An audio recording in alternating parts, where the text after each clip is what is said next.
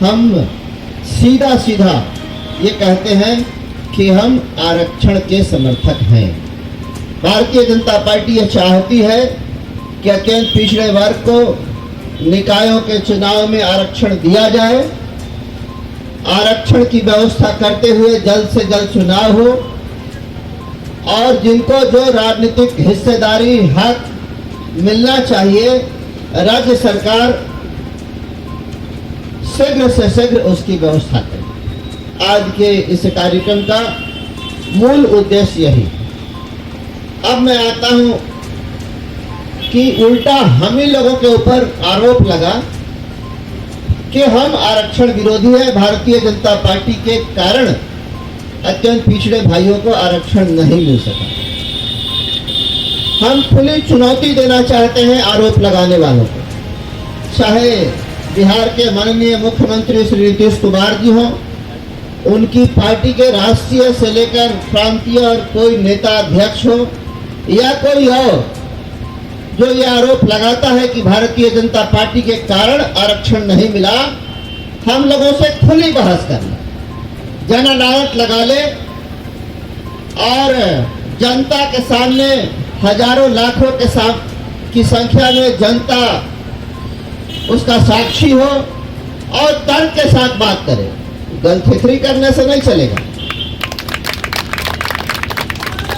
जैसे जिसके पास कोई तर्क नहीं होता, जिसके पास कोई आंकड़ा नहीं होता, सही तथ्य नहीं होता, साक्ष्य नहीं होता, एविडेंस नहीं होता, वो गलथेथरी करता। जैसे एक बात आप लोग को याद दिला दूं, दो व्यक्ति में बहस हो रही। एक कह रहा था कि कौवा काला होता है, दूसरे ने कहा नहीं, काला नहीं होता है। जो कह रहा था कि कौवा काला होता है, वो बार बार कह रहा था। अंत में वो व्यक्ति जो कह रहा था कि नहीं नहीं होता है, उसने कहा कि हाँ ठीक है, होता होगा लेकिन हम नहीं मानेंगे। वही हाल नीतीश कुमार का है कि गलती खुद करते हैं, आरोप दूसरे के ऊपर मढ़ते हैं। अब आइए, ये तो हर जगह लिखित दस्तावेज है, रिटेन एविडेंस है। कोर्ट ने साक्ष्य मांगा और सुप्रीम कोर्ट ने पहले ही कह दिया कि आरक्षण का आधार क्या होना चाहिए, कौन सी व्यवस्था लागू करके आरक्षण की व्यवस्था आप करिए। सुप्रीम कोर्ट ने 3 बात कहा। एक बात कहा था कि आरक्षण एरिया स्पेसिफिक होना चाहिए। एरिया स्पेसिफिक का मतलब हम आप लोगों को बताएं कि जहां जिस शहर में, जैसे निकाय की चुनाव हो रही है, होने वाला था, इसलिए मैं निकाय की बात कर रहा हूं। जहां जिस शहर में जिस जाति के लोग संख्या में तो हैं, लेकिन राजनीतिक प्रतिनिधित्व उनको नहीं मिल सका है, वो वर्ग प्रतिनिधित्व से वंचित है, अनरिप्रेजेंटेड है, आप उसकी पहचान करिए, उनको चिन्हित करिए और उस वर्ग को, उस जाति को आरक्षण की व्यवस्था करिए। ऐसा नहीं कि किसी एक वर्ग में कोई एक या 2 जाति के लोग आरक्षण का लाभ ले रहे हैं, बार बार ले रहे हैं, और जो वंचित है वो वंचित है। तो सुप्रीम कोर्ट ने इसी संतुलन को बनाने के लिए जो शब्द भारतीय जनता पार्टी ने देश के राजनीतिक इतिहास में दिया, उसी मूल मंत्र को दोहराते हुए, अंत्योदय किसका दिया हुआ शब्द है? अंत्योदय शब्द किसने दिया, हम पूछना चाहते हैं कांग्रेस, जेडीयू, आरजेडी और सभी दलों से। इस शब्द को भारत की राजनीति में पदार्पित किसने किया? भारतीय जनता पार्टी के संस्थापक आदरणीय पंडित दीनदयाल उपाध्याय जी ने, और इसको एक योजना के माध्यम से इस देश में राजस्थान में कार्यान्वित किया गया। उस समय राजस्थान में भारतीय जनता पार्टी की सरकार थी और आदरणीय भैरव सिंह शेखावत जी राजस्थान के मुख्यमंत्री हुआ करते थे। उन्होंने अंत्योदय नाम की योजना को शुरू किया। उसके बाद पूरे देश में इसका नकल हुआ, देश के विभिन्न राज्यों में, और केंद्र ने भी इसका अनुसरण किया और अंत्योदय नाम की आज अनेक योजनाएं देश के अनेक राज्यों और केंद्र में भी चल रही। तर्क के साथ कोई हम लोगों को हरा दे, तर्क के साथ कोई ये बता दे कि भारतीय जनता पार्टी आरक्षण विरोधी है, भारतीय जनता पार्टी उस संस्कारी दल का नाम है जो अपनी गलती को मानते हुए जनता से पैर पकड़कर हाथ जोड़कर क्षमा मांग लेंगे और कहेंगे हम लोगों से ये गलती हुई। लेकिन कोई गलती साबित तो कर दे, केवल गलतफहमी करने से तो काम नहीं चलेगा। नीतीश कुमार जी, अभी मैंने देखा 5-7 दिन पहले, जिसमें पंचायत का ये नगर निकाय का चुनाव लड़ने वाले कुछ प्रत्याशी भी थे और कुछ अन्य लोग भी थे जो राष्ट्रीय जनता दल यूनाइटेड या किसी और दल से संबंध रखते हैं। वैसे लोगों ने आरोप लगाया भारतीय जनता पार्टी के ऊपर कि बीजेपी आरक्षण विरोधी है, बीजेपी के चलते निकाय में आरक्षण नहीं मिला। जो अभी जिस पद को सुशोभित कर रहे हैं वो भारतीय जनता पार्टी की देन है। प्रमुख के पद को सुशोभित कर रहे हैं, अत्यंत पिछड़ा वर्ग से आते हैं राष्ट्रीय जनता दल में, और हाल में देखा शायद जनता दल यूनाइटेड में चले गए, उसके किसी कार्यक्रम में हमने फोटो देखा। ऐसे लोगों को नैतिक अधिकार नहीं है, चुल्लू भर पानी में डूबकर मर जाना चाहिए, ऐसा आरोप लगाने से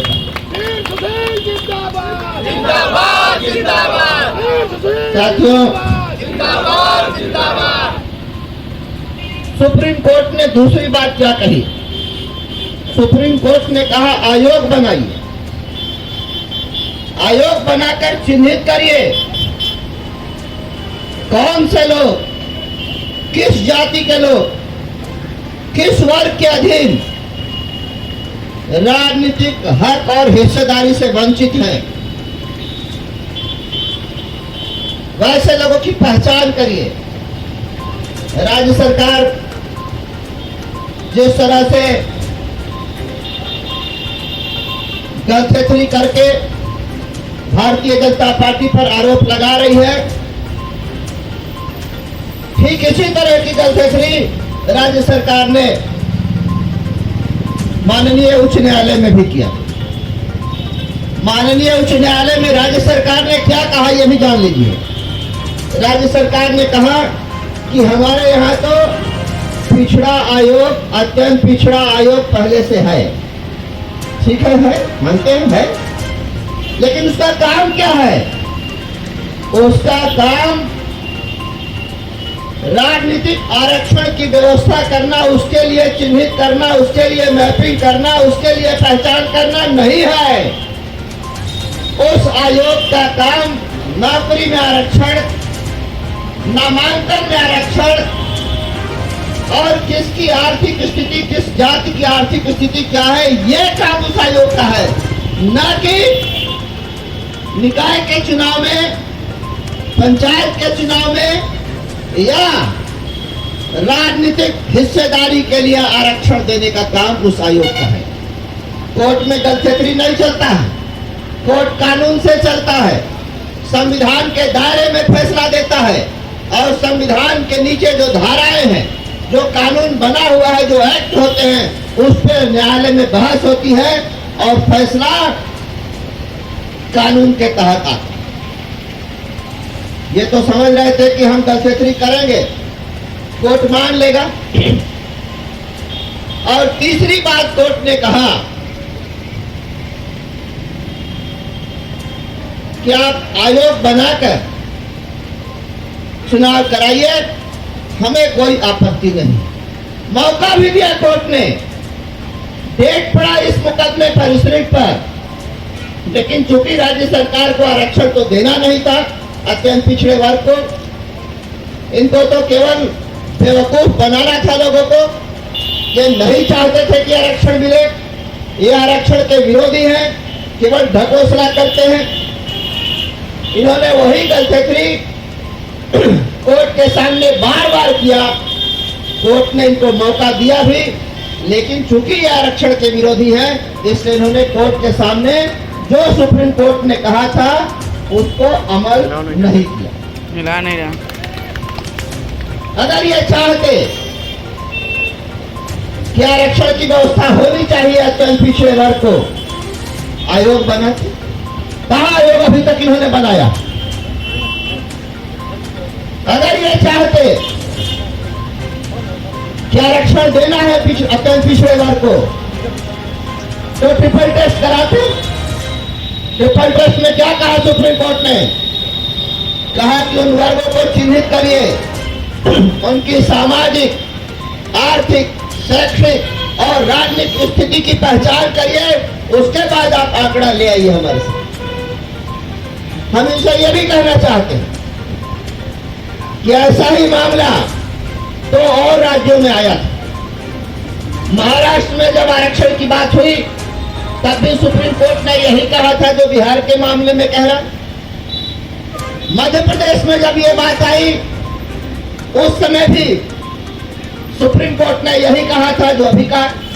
सुप्रीम कोर्ट बार बार अपना वर्डिक्ट बदलता नहीं है, बार बार अपनी राय बदलता नहीं है।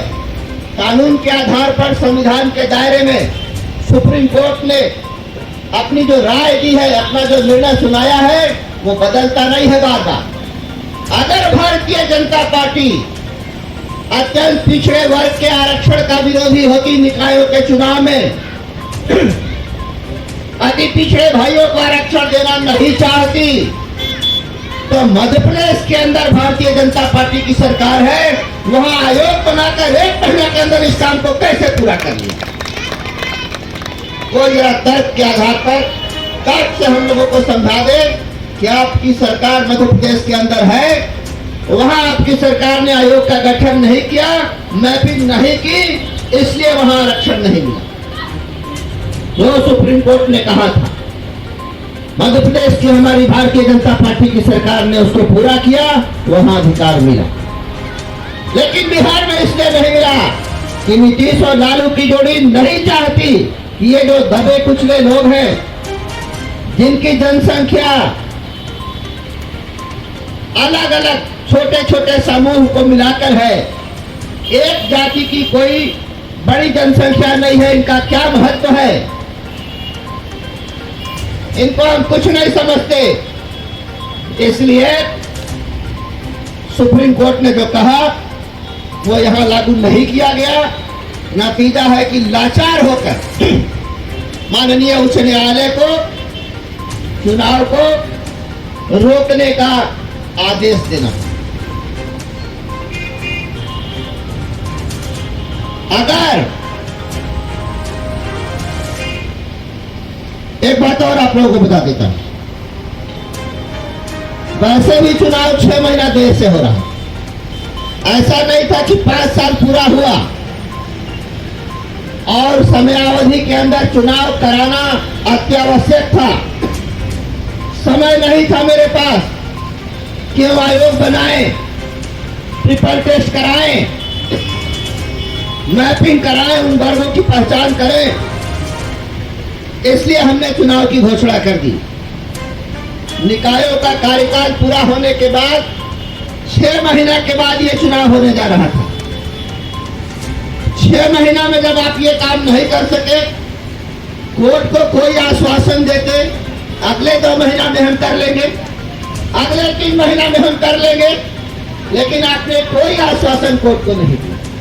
आप केवल गलफेकरी करते रहे कि हमारे यहाँ तो आयोग है, बैकवर्ड कमीशन है, एक्सट्रीमली बैकवर्ड कमीशन है। कोर्ट ने कहा ये कमीशन उस बात के लिए नहीं है जिस बात के लिए इस कोर्ट में मामला और विषय आया। उन बात को पकड़िए, आप मीडिया के भाई भी यहाँ उपस्थित हैं। तो ये चूंकि नहीं चाहते थे, इसलिए इन्होंने कुछ भी नहीं किया। साथियों, आरोप लगाना तो बड़ा आसान है, लेकिन उसको साबित करना कठिन होता है। यदि लोगों के पास साक्ष्य है, तथ्य है, तो साबित करें।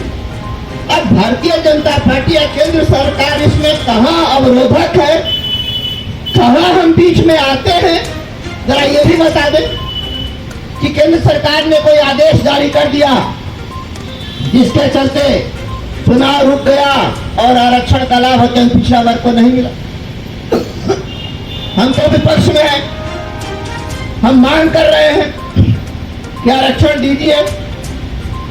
और जहां तक देश के राजनीतिक इतिहास को देखिएगा, इस देश में जब जब पिछड़ों, अत्यंत पिछड़ों, दलित भाई, अनुसूचित जाति जनजाति और महिलाओं के हक की लड़ाई हुई है, उनको किसी प्रकार का कोई राजनीतिक शैक्षणिक हक दिया गया है,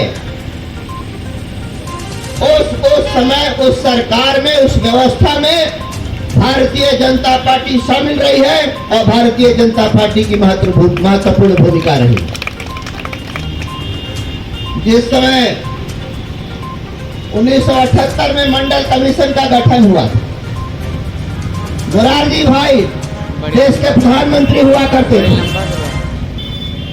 उनके मंत्रिमंडल में आदरणीय अटल जी और आदरणीय आडवाणी जी महत्वपूर्ण सदस्य थे उनके मंत्रिपरिषद के। भारतीय जनता पार्टी उस सरकार में साझीदार थी, जनता पार्टी की सरकार थी। भारतीय जनता पार्टी का गठन नहीं हुआ था, जनसंघ का विलय हो गया था उस समय जनता पार्टी में, लेकिन हमारी विचारधारा तो थी। हमने उस समय समर्थन किया मंडल कमीशन का। वीपी सिंह ने जब मंडल कमीशन की अनुशंसा को लागू किया, उस समय भी भारतीय जनता पार्टी 85 सांसदों के साथ उस सरकार को समर्थन दे रही। कौन सा ऐसा मौका है, हमारे किस नेता का बयान है, हमारी किस सरकार ने किसी कोर्ट में कोई एफिडेविट दिया हो, काउंटर एफिडेविट के जरिए, हमारी किस सरकार ने कब कोई आदेश जारी किया हो आरक्षण के विरोध में, कोई अधिसूचना जारी हुआ हो।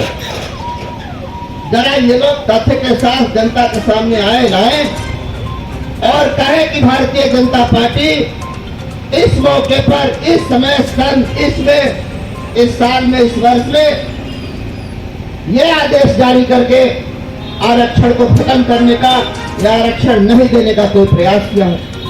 मैं बार बार कह रहा हूं कि गलतफहमी करने से काम नहीं चलेगा। साथियों, पूरे बिहार के अंदर लगभग 4600 ऐसे उम्मीदवार जो चुनाव में अपना नामांकन कर चुके थे, क्योंकि चुनावी प्रक्रिया बहुत जल्दी शुरू हुई, 35 दिन के जगह पर 30 दिन में ही नामांकन से लेकर चुनाव हो जाने का कार्यक्रम निर्धारित हो गया।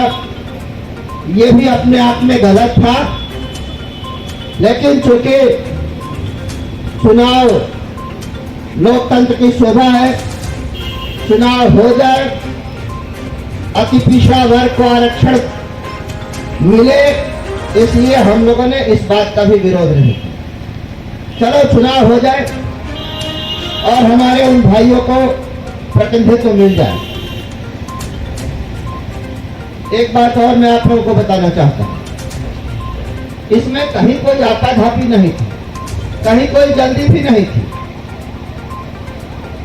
ना तो 1 महीना पहले नीतीश कुमार जी मुख्यमंत्री बने थे और न ही अचानक से चुनाव आ गया जिसकी बाध्यता थी। सब कुछ सामान्य गति से चल रहा था, अपने समय के अनुसार चल रहा था। नीतीश कुमार भी 2005 के 24 नवंबर से बीच के 14 से लेकर 15 में कुछ महीनों को छोड़ दें तो फिर नीतीश कुमार जी ही मुख्यमंत्री इस प्रदेश के रहे हैं और है भी। अगर ये आरक्षण देना चाह रहे थे तो इन्होंने समय रहते व्यवस्था क्यों नहीं की, मेरा यह सवाल है। सुप्रीम कोर्ट ने जो कहा उसको अपने प्रदेश में लागू क्यों नहीं किया? आयोग क्यों नहीं बनाया? ट्रिपल टेस्ट क्यों नहीं कराया? केवल दोष दूसरे पर बनते। आप भी 17 साल से मुख्यमंत्री हैं, 1 साल के गैप को छोड़कर। निकाय का की अवधि 5 साल से पूरा हो गए, 6 महीना और ज्यादा ही हो गया। कुल मिलाकर जब आप इस पर गहन विचार करेंगे तो निष्कर्ष यही पाएंगे कि नीतीश कुमार जी और उनके सहयोगी नहीं चाहते थे कि अत्यंत पिछड़े वर्ग को आरक्षण का लाभ मिल सके, उनको राजनीतिक प्रतिनिधित्व मिल सके। निर्णय लेने वाली संस्थाओं में उनका प्रतिनिधित्व, उनकी उपस्थिति हो। ये मैं ऐसे ही नहीं कह रहा, इसके तर्क है, इसका उदाहरण है। 1990 में इनके अभी के सहयोगी और उस समय भी इनके सहयोग में थे, सब साथ ही थे। लालू जी मुख्यमंत्री बने इस प्रदेश। 90 से लेकर 2001 तक लगभग 12 साल तो इन्होंने पंचायत का चुनाव ही नहीं करा। जब भारत सरकार ने बार बार कहा कि अगर आप चुनाव नहीं कराएंगे, उस समय जीआरवाई चलता था, याद कर लीजिए आप। केंद्र से जो भी राशि आती थी पंचायतों के विकास के लिए, चाहे वो जवाहर रोजगार योजना हो या और अन्य योजनाएं हो, जब भारत सरकार ने बिल्कुल ये कह दिया कि अगर आप चुनाव नहीं कराएंगे तो विकास के लिए, पंचायतों के विकास के लिए, गांवों के विकास के लिए जो फंड आता है, जो भारत सरकार राशि भेजती है, जो फंड आता है, वो बंद कर दिया जाएगा। रोका भी गया बहुत। तब जाकर 2001 में, 1 में हुआ था, 2001 में बिहार में पंचायत का चुनाव हुआ। जब 2001 में चुनाव हुआ पंचायत का, उस समय आरक्षण की कोई व्यवस्था नहीं थी। जब समाज से यह मांग उठी कि पिछड़े, अत्यंत पिछड़े, महिलाओं, अनुसूचित जाति जनजाति वर्ग के लोगों को पंचायती राज व्यवस्था में आरक्षण मिलना चाहिए, भारतीय जनता पार्टी ने इस मांग का समर्थन किया, इस मांग को किया। तो लालू जी ने क्या कहा? लालू जी ने कहा कि हम आरक्षण देना तो चाहते हैं, लेकिन कोर्ट के आगे हम लाचार है, कोर्ट बार बार रोक देता, हम क्या करें? क्योंकि आरक्षण की जो नीति वो लाते थे वो बिना तैयारी के होती थी, आधी अधूरी होती थी। जो कभी जो खोट अभी नीतीश कुमार जी ने लाया था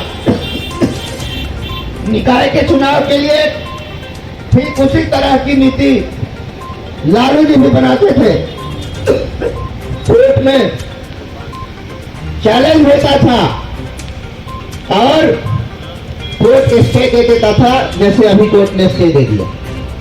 साथियों, लालू जी कहते थे हम क्या करें, हम तो देना चाहते हैं, लेकिन कोर्ट स्टे लगा दे रहा है तो हम क्या कर सकते हैं। जब लालू जी गए, राज्य की जनता ने 2005 में उनकी विदाई की, नीतीश कुमार जी आए, भारतीय जनता पार्टी के सहयोग और समर्थन से मुख्यमंत्री की कुर्सी पर बैठे और भारतीय जनता पार्टी ने ये कहा कि अब तो पिछड़े, अत्यंत पिछड़े, महिलाओं, अनुसूचित जाति जनजाति के लोगों को पंचायती राज व्यवस्था में आरक्षण मिलना चाहिए, उसकी व्यवस्था होनी चाहिए। इस पर पूरा मंथन हुआ मित्रों, पूरी तैयारी हुई और मुकम्मल तैयारी के साथ आरक्षण की व्यवस्था को लागू करने की घोषणा हुई। क्या उस समय आरक्षण के विरोध में न्यायालय में रिट नहीं हुआ? चुनौती नहीं मिली कोर्ट में, हजारों रिट हुआ। कोर्ट में लोगों ने चैलेंज किया उस व्यवस्था को, लेकिन नीति ऐसी बनाई गई थी पूरे मंथन के साथ कि एक भी रीट टिक नहीं सका।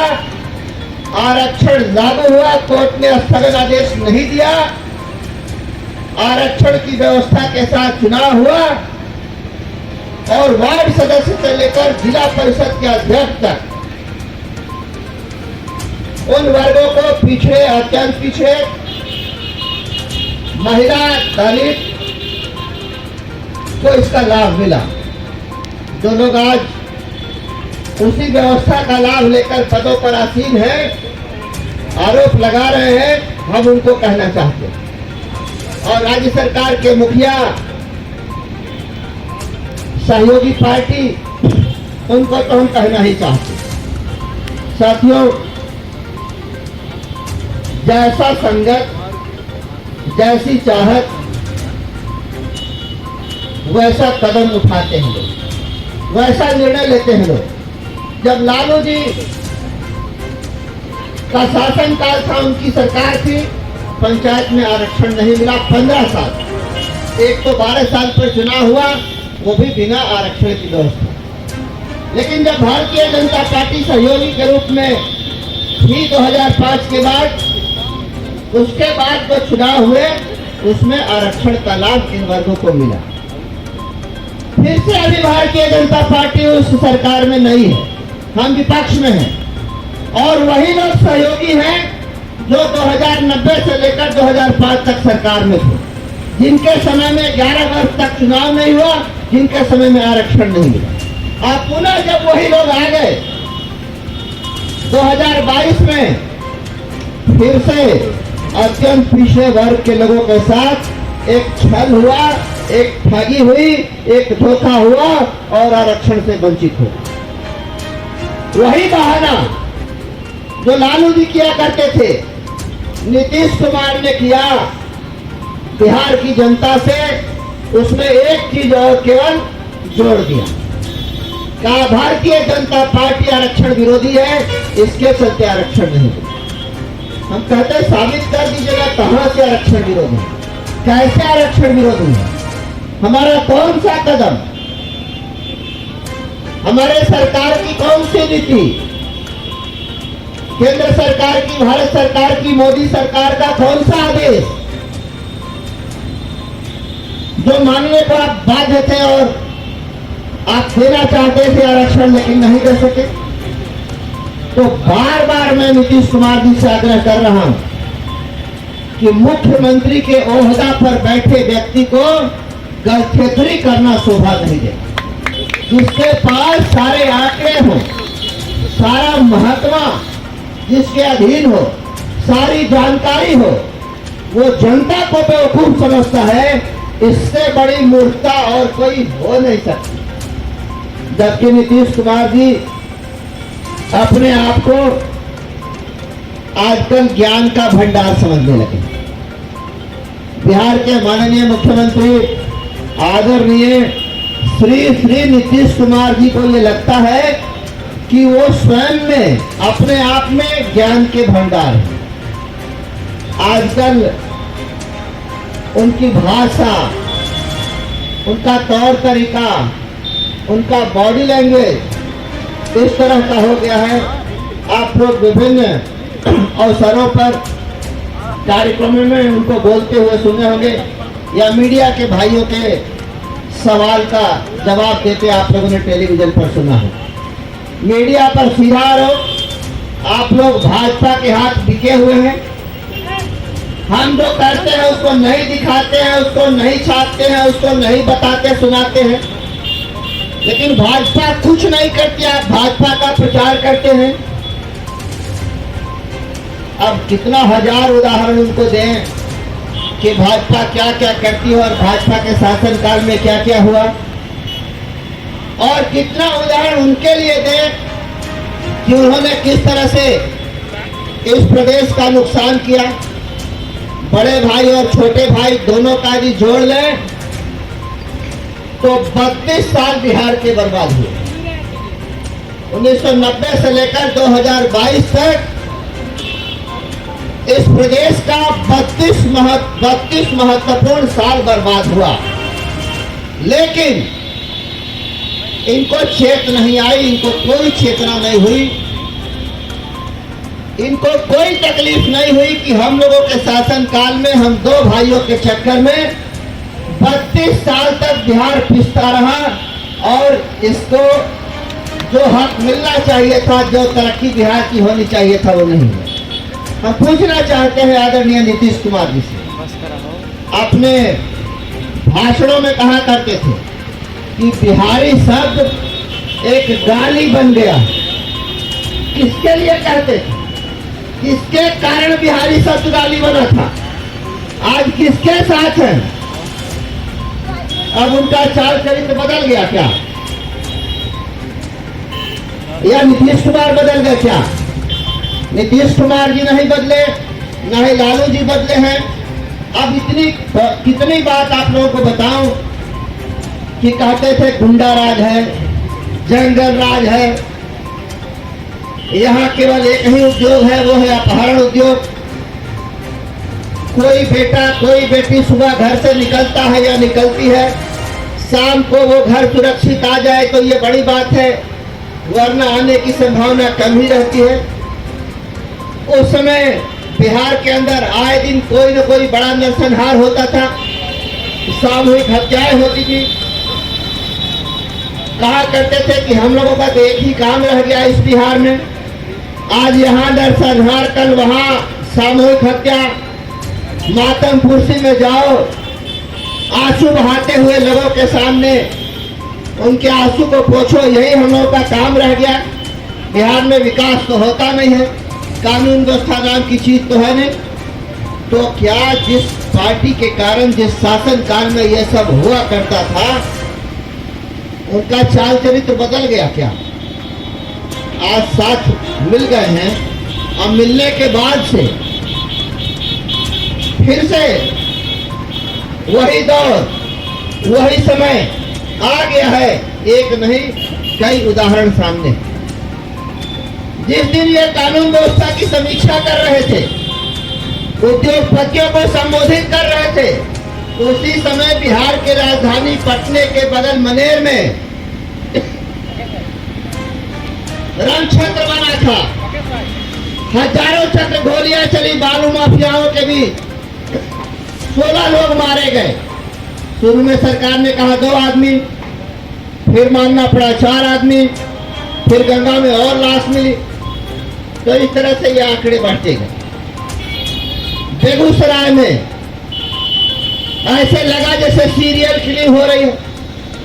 30-30 किलोमीटर तक गोली चलाते हुए कोई गुंडा, कोई अपराधी जा रहा है और उसको कोई रोकने वाला नहीं, कोई पकड़ने वाला नहीं। अभी बेतिया में इसी तरह की घटना घटी। एक बाइक सवार मीलों तक गोली चलाते हुए जाता है।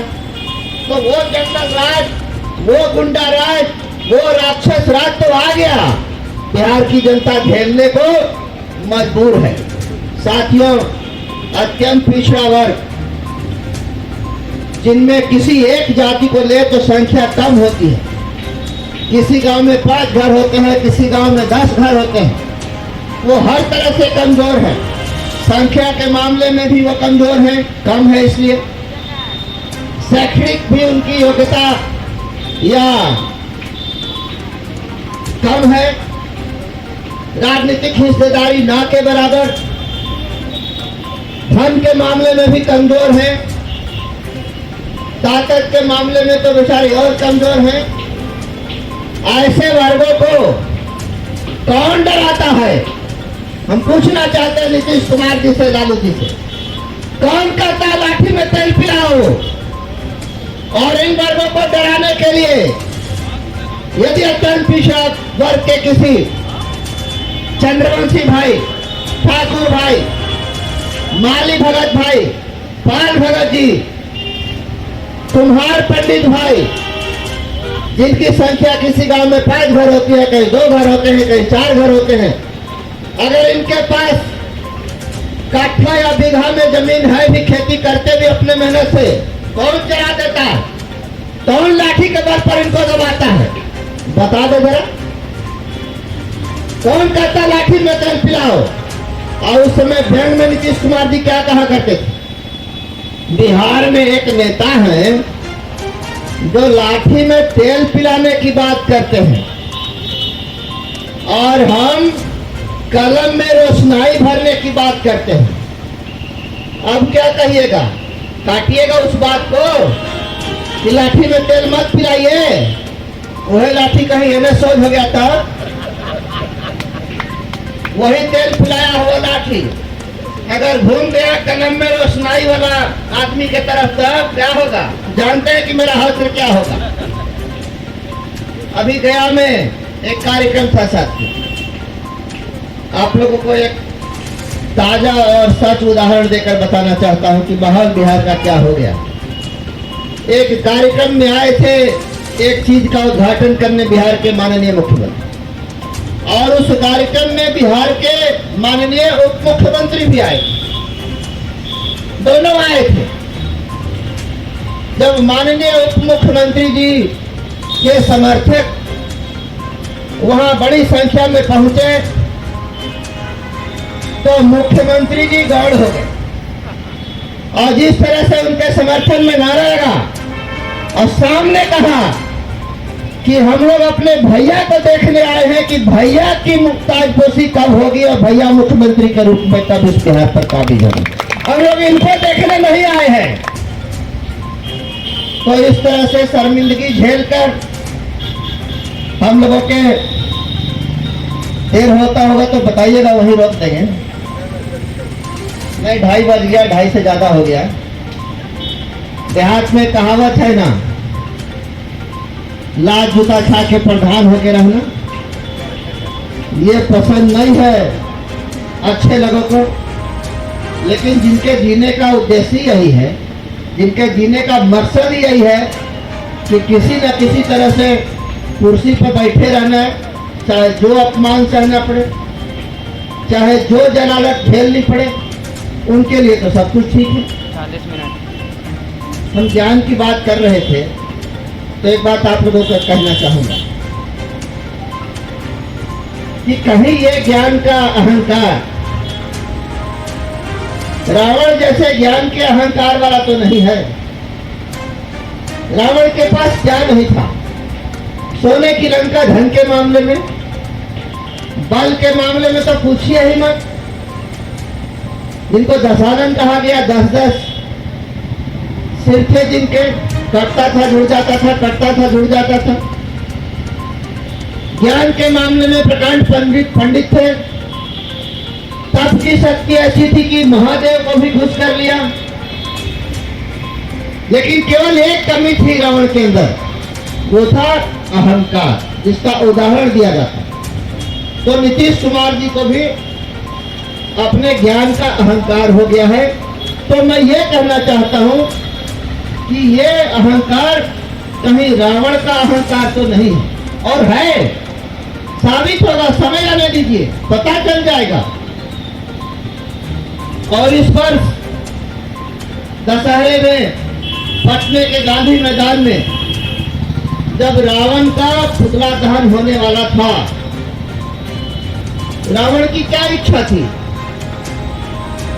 वो अपना मोक्ष किस प्रकार से चाहते थे, अपनी मुक्ति कैसे चाहते थे?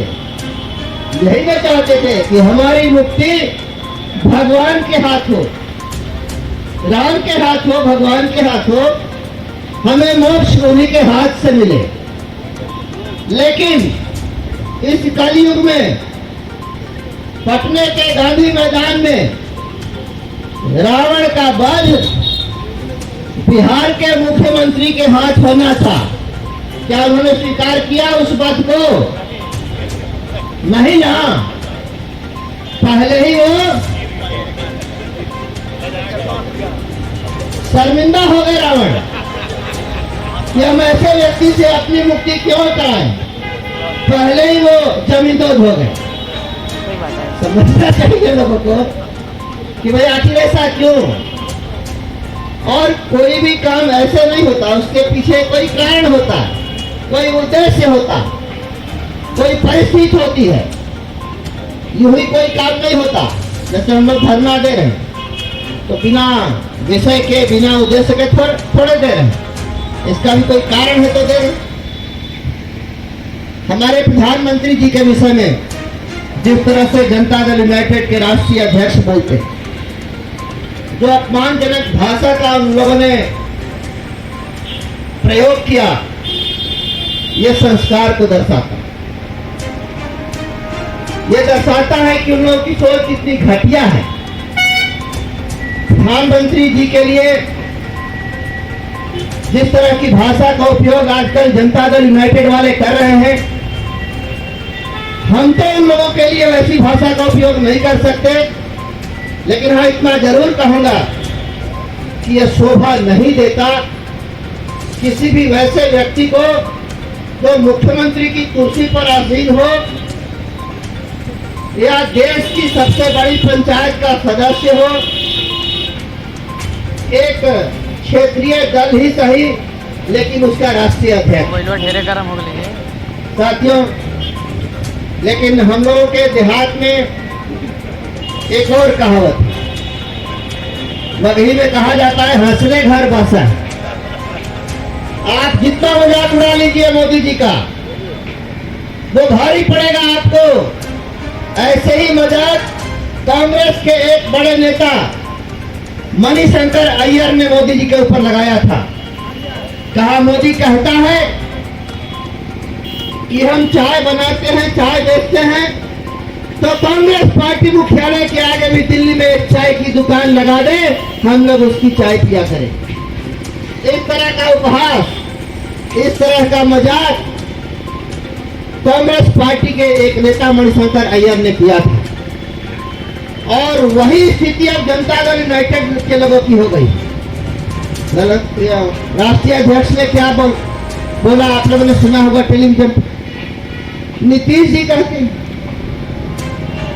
ये लोग कुछ करता है, कोई ज्ञान है, ये लोगों की उम्र क्या है? उम्र पर कटाक्ष, काम पर कटाक्ष, ज्ञान पर कटाक्ष। हम तीनों बात का उदाहरण दे सकते हैं। समय चाहिए, उम्र के उस पड़ाव में आप चले गए हैं जब आपके सहयोगी दल के ही एक बड़े नेता ने कहा कि आपको आश्रम में चले जाना। हम नहीं करे, राष्ट्रीय जनता दल के बड़े नेता ही ने कहा आपको, और राष्ट्रीय जनता दल के एक और नेता ने कल आपको कहा कि ये स्वर्ग जाना चाहते हैं, और उसके लिए उनको लगता है कि प्रधानमंत्री का मार्ग ही जो है वो सबसे अच्छा है। किसने कहा? भाजपा के लोगों ने तो नहीं कहा, राष्ट्रीय जनता दल के लोगों ने कहा। जहां तक काम की बात है, गरम हो गया। यदि मोदी जी की सरकार ने कोई काम नहीं किया तो दुनिया की 5वीं आर्थिक शक्ति हिंदुस्तान कैसे बन गया? जहां हमारा नंबर 100 के आसपास था, आज हम विश्व की 5वीं आर्थिक महाशक्ति कैसे बन गए? क्या बिना काम किए हुए?